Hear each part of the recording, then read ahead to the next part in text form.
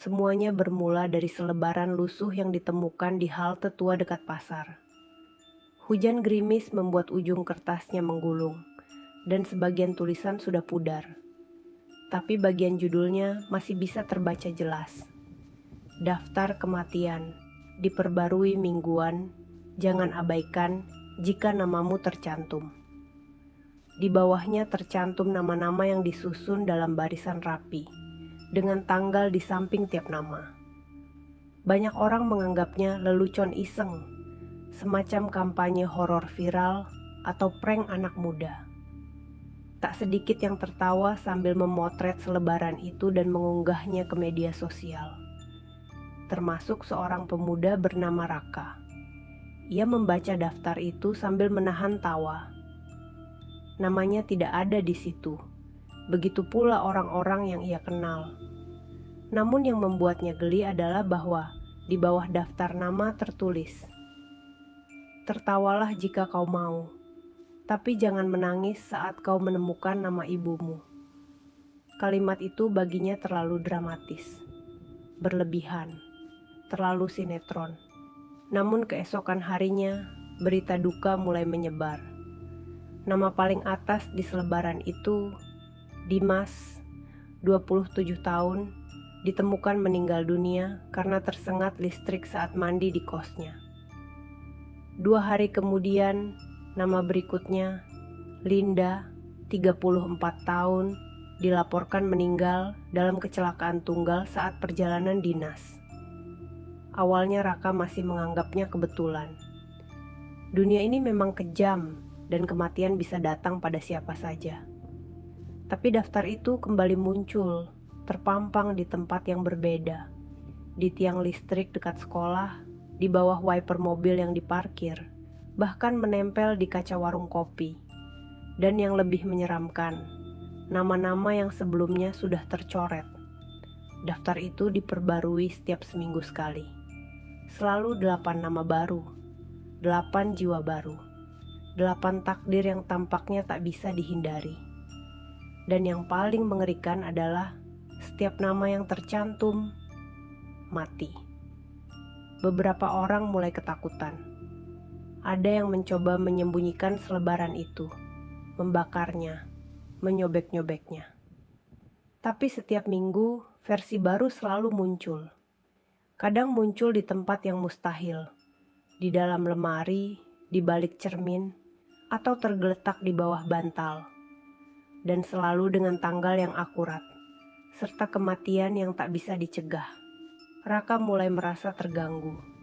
Ia masih belum percaya sepenuhnya, tapi jumlah kematian yang sesuai dengan selebaran mulai terlalu sering untuk dianggap kebetulan. Ia mulai menyimpan salinan dari daftar itu, membandingkan, mengikuti berita kematian, mencocokkan nama dan tanggal. Semuanya cocok, selalu cocok. Suatu malam ia pulang larut dari kampus dan menemukan selebaran baru di meja belajarnya. Kertas itu belum ada saat ia pergi pagi tadi. Ia membuka lipatan itu dengan jantung berdebar. Barisan nama kembali muncul, dan di baris ke-6 matanya terhenti. SRI Wulandari, 3 September ibunya, nama ibunya, hari kematiannya seminggu lagi. Raka mematung, napasnya tercekat, tangan gemetar. Tidak, ini tak mungkin. Ini pasti kebetulan. Pasti ada orang yang iseng. Tapi bagaimana mungkin nama ibunya muncul di kertas yang tak pernah ia beritahu siapapun? Siapa yang tahu nama lengkap ibunya? Dan kenapa tanggalnya begitu dekat? Malam itu Raka tak bisa tidur. Ia terjaga sampai fajar, membayangkan berbagai kemungkinan kematian. Kecelakaan, pembunuhan, sakit jantung mendadak, atau mungkin sesuatu yang lebih gelap, kutukan, karma. Hari-hari berikutnya menjadi neraka. Raka menguntit ibunya kemanapun ia pergi. Ia menggembok pagar rumah setiap malam, memeriksa kabel listrik, menahan ibunya agar tidak keluar rumah. Tapi ibunya, yang tak tahu apa-apa, mengira Raka sedang stres karena kuliah. Waktu terus berlalu. tanggal yang tertulis semakin dekat, dan Raka semakin panik. Pada malam 2 September, Raka tidak tidur. Ia duduk di depan pintu kamar ibunya dengan mata terjaga. Ia membawa pisau dapur, bukan untuk menyerang, tapi untuk melindungi. Hujan turun deras malam itu. Petir sesekali menyambar langit gelap. Jam terus berdetak. Tepat tengah malam, udara di dalam rumah berubah. Lampu tiba-tiba meredup. Bau anyir tercium samar. Raka merasa seperti ada yang memperhatikannya. Sebuah suara pelan terdengar dari luar kamar, seperti bisikan, seperti suara anak-anak menyanyikan lagu pengantar tidur.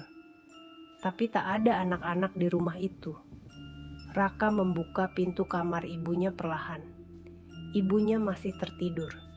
Tidak ada tanda bahaya. Tapi saat ia memutar tubuhnya untuk kembali duduk di depan pintu, ia melihat sesuatu. Di ujung lorong rumah, selebaran baru tergantung di dinding. Seolah ditaruh seseorang atau sesuatu tanpa suara. Raka melangkah mendekat dengan langkah berat. Ia membuka kertas itu. Daftar baru telah muncul, dan nama ibunya sudah tidak ada. Tercoret, digantikan oleh nama lain. Raka Andika, 10 September. Ia menatap daftar itu, membeku. Tubuhnya melemas. Selebaran itu seolah hidup, seolah tahu bahwa dia membacanya. Dan sekarang, ia adalah sasaran berikutnya. Selama seminggu, Raka mencoba segalanya. Ia pergi ke kiai, paranormal, bahkan ke psikolog. Tapi tak ada yang bisa memberinya jawaban. Semua usaha tampak sia-sia.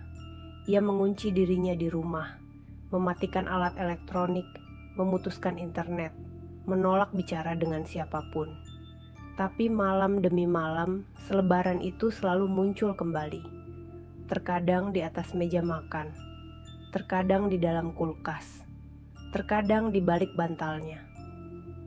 Pada malam menjelang 10 September, Raka menulis surat panjang kepada ibunya. Ia meminta maaf karena tak bisa menjelaskan segalanya. Ia tahu waktunya sudah dekat. Namun saat ia menoleh ke arah cermin di kamarnya, ia melihat sesuatu yang membuat darahnya berhenti mengalir. Di balik pantulan cermin, ada barisan orang yang berdiri diam. Mereka mengenakan pakaian lusuh dan mata mereka kosong. Di tangan masing-masing, mereka memegang selebaran kematian. Dan di tengah-tengah mereka berdiri anak kecil dengan wajah terbakar, menunjuk langsung ke arah Raka sambil mengulurkan kertas yang baru. Raka berteriak. Cermin pecah. Tapi suara itu tetap menggema di seluruh rumah. Esok paginya, ibunya menemukan tubuh Raka tergantung di ruang tengah. Tidak ada catatan. Tidak ada tanda-tanda perkelahian. Hanya satu benda yang tertinggal di meja. Selebaran baru dengan nama-nama yang belum dikenal dan tanggal-tanggal yang belum tiba.